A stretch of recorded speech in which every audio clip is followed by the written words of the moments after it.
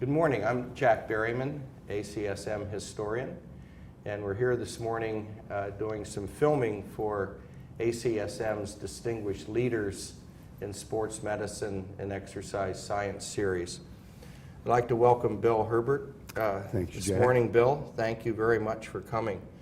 As I was saying, when I was working on my ACSM book, this name Bill Herbert kept coming up all the time.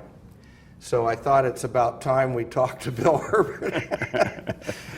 But before we get to ACSM, if you could just sort of take us back to where you grew up, Sure. high school days, and what you were up to. A lot of people were playing sports that I've talked to today. And I was one of them. I grew up in a little suburban area outside of Cleveland, Ohio. Okay. And I played all the sports we typically played in the 60s, the basketball, football, and baseball in the summertime, like most kids. Yep. We all lived outdoors much more in those days. All the time, yeah. So, but then I developed more of a focus the last couple of years on wrestling, and really enjoyed that. It was introduced in our high school, and I liked it well enough and went on and wrestled in college after that. Wow, you fast learner then. Well, slow learner, but when you're pinned a few times, you quickly learn what you shouldn't do. It catches your attention, doesn't it? Yeah, for sure. And What year did you graduate from high school? 1962. Okay. And then I worked a little bit before I went to college, and I did, in fact, all my academic degrees at Kent State in Ohio. Okay. And we had an exceptionally good coach there who had coached for 50 years and Wow. had developed really good programs. So I wrestled there, and then went back to coach in high school and teach biology. So this is after your bachelor's degree? After my bachelor's degree. Was it in physical education, health ed? or No, what was it in? I was interested in biological sciences. I had a Okay. really good general biology teacher in high school, and good. it sort of turned me on to that area. And so already I began to gravitate to sports and science a little bit, and took some elective courses in exercise science that were available at Kent State as an undergrad. But my major is biology, and I taught in that area. Went In back the public schools then? in public schools in the urban schools in Cleveland. I see. And that was a good experience, but I wanted to go in a different direction, and ended up connecting to a new graduate program at Kent State. And two people who've been very active in the college for many years, Larry Golding Oh, wow. Yeah, and of course. Paul Ribisil, who Yeah. became my advisor. And so I worked on that degree, MS, Ph.D. degree for And about you just went straight through? straight through. Yeah. And What were those years? that was 67 to 71. Did you still keep in doing anything in wrestling? Well, I was assistant coach there at the same time. Oh, at Kent State? Or And at Kent State. Kent State, yeah. With the same coach, and so I went to a little school called Lock Haven. Oh, an excellent wrestling So school, if you're actually. a wrestler, you will Yeah, know. Absolutely, yeah. That and not very far away, from the Pennsylvania border. We Yeah. had a lot of good wrestling schools. Yeah, absolutely. Yeah. And so that was kind of my educational experience. And the Kent State PhD program was very applied, physical fitness and cardiovascular fitness oriented. So that was sort of the flavor of my training there. And then began to look for positions, and found out, as we all do in a happenstance way, about a position in Virginia at Virginia Tech, and they wanted someone to come and start a brand new laboratory. Wow. And so I was fortunate to get that position, and got kind of an open budget to build a lab for the first time. That would be exciting. It was fun, and they had a brand new building that we had to wait for that for a couple of years, but went there in 1971 and stayed there, and officially retired in 2008. But I still had PhD That's students to finish. I'm trying to think, is it Blacksburg? Blacksburg, right. Yeah, Okay. So I think most people know about Blacksburg and Virginia Tech because of the football program. Yeah. And as you know, we beat Ohio State last year for the first game. Take that. Huh? Yeah. And then also engineering and business were very strong there. And so at any rate, that was a great place to spend my career. Yeah. Well, so back to Kent State. Right. With Ribisil, and who was the other? Larry Golding. Yeah, of course. How could I forget? Was that the time that you heard about ACSM? Well, you know, Or was it earlier? Paul Ribisil was extremely important in sort of providing great mentorship for me as a student. And also after I finished and went to work at Virginia Tech, we became closely connected in a lot of professional activities. But he told me, you know, ACSM is an up-and-coming organization. You need to be part of it. And it's an environment in which you can grow professionally across a lot of different subspecialty areas. So I joined in '69. Okay. And I think I'm right around 46 years. I got my pen last year. Okay. And Wow. so I went to the Philadelphia meeting, and I think it was maybe 1970. And I mean, it was a very nice meeting, but in a small hotel. I think there were 2 or 3 simultaneous presentations. Yeah, they had expanded to 2 rooms. Yeah, it was about 600 people, and that was the extent of the attendance. And but it was very impressive at the time to a graduate student to be able to go there and meet some faculty who were writing textbooks that you were using and so forth, and doing studies and publishing papers. So, and I think then, over the course of the time I've been a member, I missed about 4 or 5 meetings, but I'm close to 40 times attending the annual meeting. Yeah. So. Wow. So when you got to Virginia Tech, you're setting up a lab, and did they already have a doctoral program in place, or is that? Interesting that you asked that. There was an undergraduate health and physical education program. It was mainly teacher preparation, but there was a small group of faculty that were very interested in having a little bit more science emphasis. So we did not even have a thesis option at that point. Oh, wow. But then over a long period of time, we sort of collaborated with some other units in the college that we were in, statistics and behavioral sciences, so that we could utilize the degree authorization. We began to train students and focus more on doing thesis projects and then PhDs. So I was fortunate to be able to be involved in that early on and sponsor some doctoral students. And then we eventually got our own program, and that became, to me, one of the most rewarding things. That's why I asked. I thought that would probably, know. And I'm sure you directed those students to ACSM as well. I certainly did, because that's the same kind of sort of encouragement that I got. And it was extremely valuable. Good to me. advice. Good advice, really good. Yeah. Did you present something early on in your career? I did, and in fact, I think within probably the first year or 2 that I was at Virginia Tech, and in fact, with almost all of those early involvements in the college and volunteer work and so on, I'd have to tell you that Paul was really instrumental in saying, you should do this, it'll be worthwhile, you'll learn a lot, and he was exactly right. But I was on a panel with Walter Kroll. Oh, I remember Walter. And it happened to deal with weight reduction in wrestling and that was dehydration. Sure. And that happened to be an interest area of Charlie Tipton's, too. And yes. so the first time I presented an abstract, Charlie came up to me after the meeting and took me off in the corner and said, here are some things that you need to do to strengthen the projects that you're doing. I want you to write to me when you go home, tell me how you're going to approach that, and then we'll talk about it next year. Was he the editor of MSSE then? That was, I'd have to look at the timeline. Too, but that would have been about 1974. Yeah, I would have to check as well. Yeah. But he was interested because he was doing similar research, I remember. Yes, Yeah.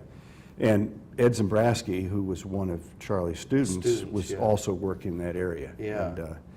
And then at the same time, and I think that it illustrates the kind of leadership and people we have in ACSM, because not only did Charlie sort of take an interest in me like that, but you know, other faculty members from other places like Dave Costal, who was interested in body fluid balance and other sports, also started to correspond with me and make suggestions on things that I could do. Nice. So you rarely find that kind of unselfish effort on the part of senior people who are really busy. Yeah, we're in a lot of fields, they're just in it for themselves. Yes. And that's been a sort of a common thing that the people I've talked to over the years has been this camaraderie. Sure. Almost like a family, you know. And I think maybe some of it relates to the broad interest areas in the college. Yeah, the interdisciplinary nature. And maybe in that setting, people don't sense a turf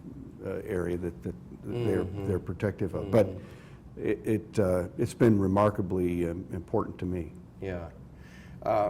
In looking back over here, I saw that you had written a couple viewpoints in SMB. Right. And I thought at the time, you know, you were right on the money, and that was the college needs to reach out to other professional organizations and to the public. And I think that has, whether it was based on your viewpoint, Bill, but I think the college has done that. To a terrific degree. I think the policy advocacy area is an extension of that in a way. Yeah. And, you know, I think Jim Whitehead's done a tremendous job sort of leading that. And we now are an organization that tries to push public education much more and influence legislation. I think that's terrific. And I think, too, about your earlier point about sort of turf protection, I think the college is big enough that they welcome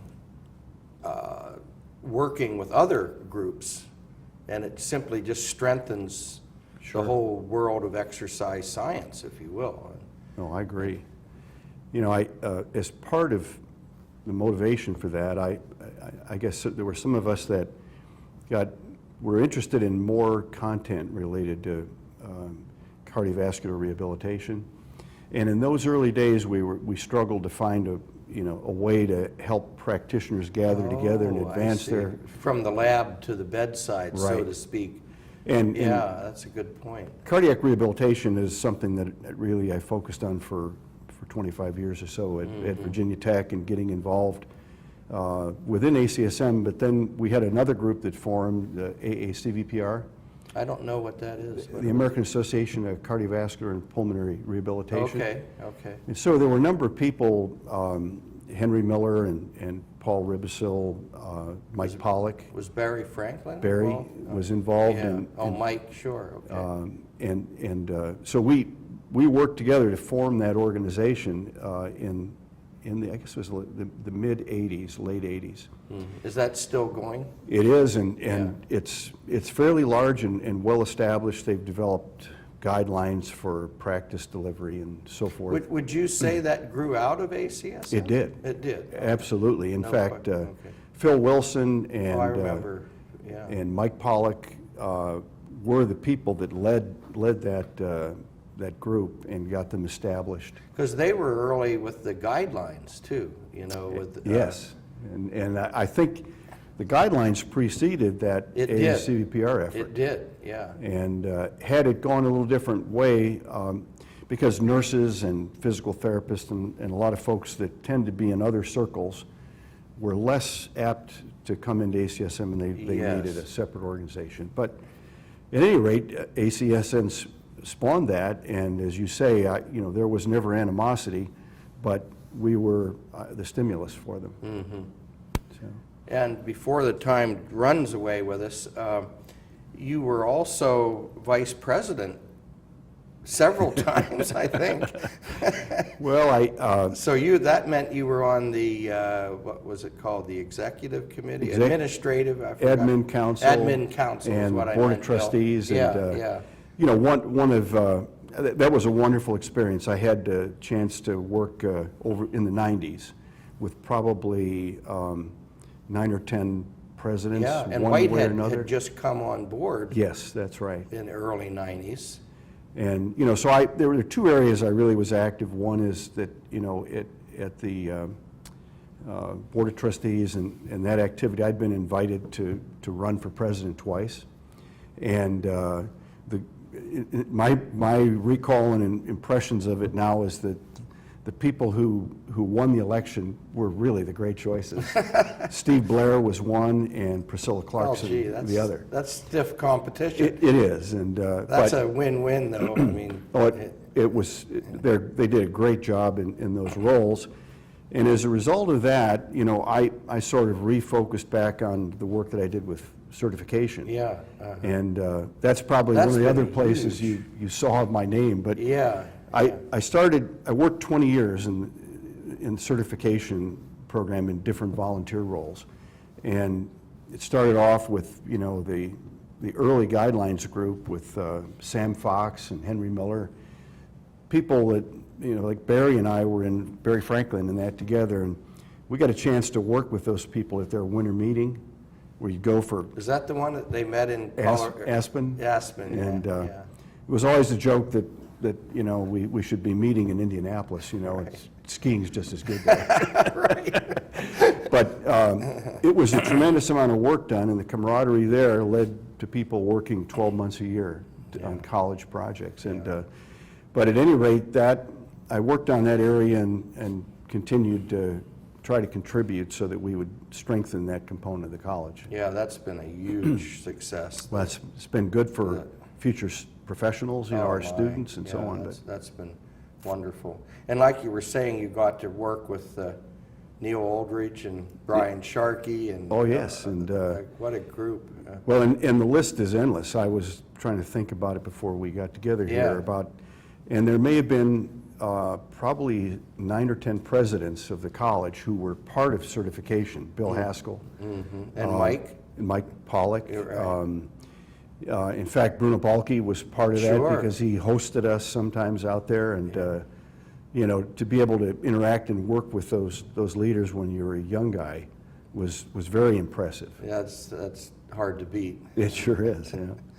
So tell me a little bit more about your work back at Virginia Tech then, Bill. Sure. I mean, you had to keep all that going as you're Right. traveling all over the place. And Well, you know, the first few years was really about helping build the capacity for faculty and students to do laboratory work, and that was gratifying. Cardiac rehabilitation and a lot of translational work related to delivering cardiac rehab.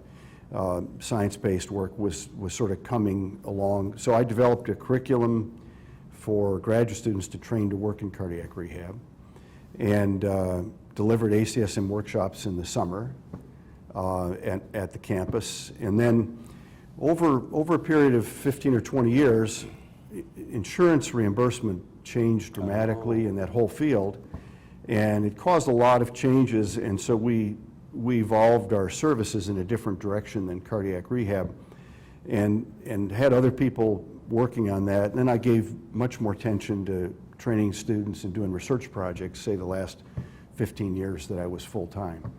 And so we worked on funded research in bone health area for the Army, looking at ways to train women recruits to avoid tibial stress fractures.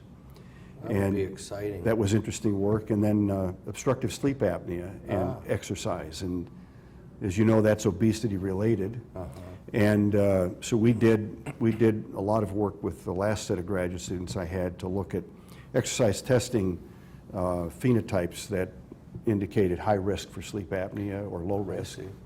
And then some training interventions. So the better shape you're in, basically, the less chance. Well, we don't think that fitness necessarily precludes the sleep apnea response. Is it more adiposity? It's more adiposity, and there's some issues about collection of adipose tissue and motor control of the airway while you're sleeping. that precipitate snoring and obstructions. Okay.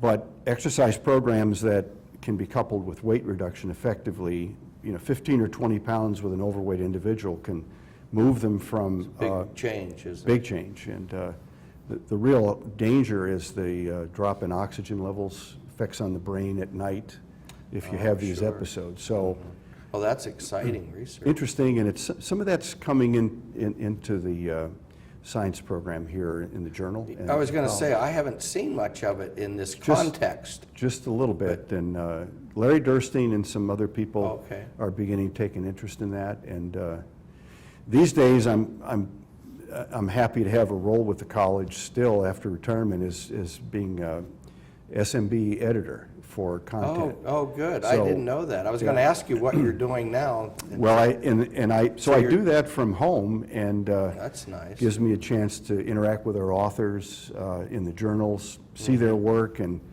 we create focused feature articles every week for that bulletin. So you work with Katie Well, Feldman? Or is she- yes. Katie, I work with her, and Annie Spencer, Yeah. Paul yeah, Branks. Yeah, okay.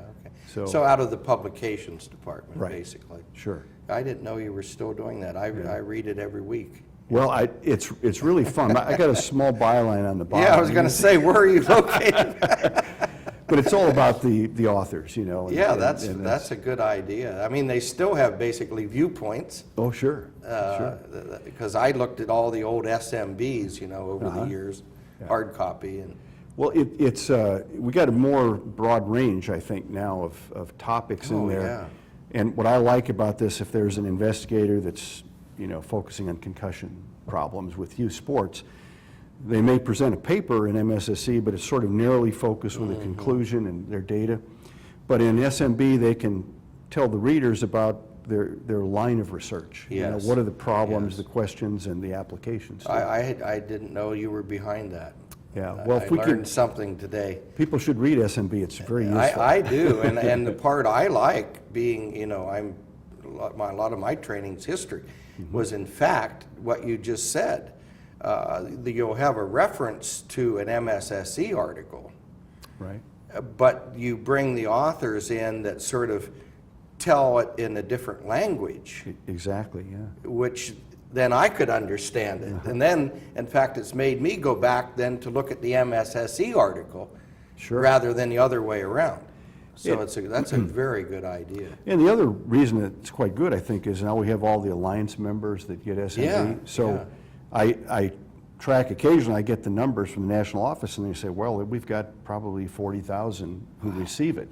So that's, you want something that's sort of basic and consumable for a broad range of people. Yeah, and you're doing, I think, what the college wants to do, and that is bridge these gaps between basic science and application, Exactly. and that's a good way to do it. And everybody's looking at their smartphone anyhow, so they can just read SMB on there. Yes, right? for sure. Yeah. Well, Bill, I told you, 30 minutes goes really, really Scooted by, fast. yes. So thanks so Okay. much. It was a pleasure, Jack. I Thanks really for inviting me. enjoyed talking with you.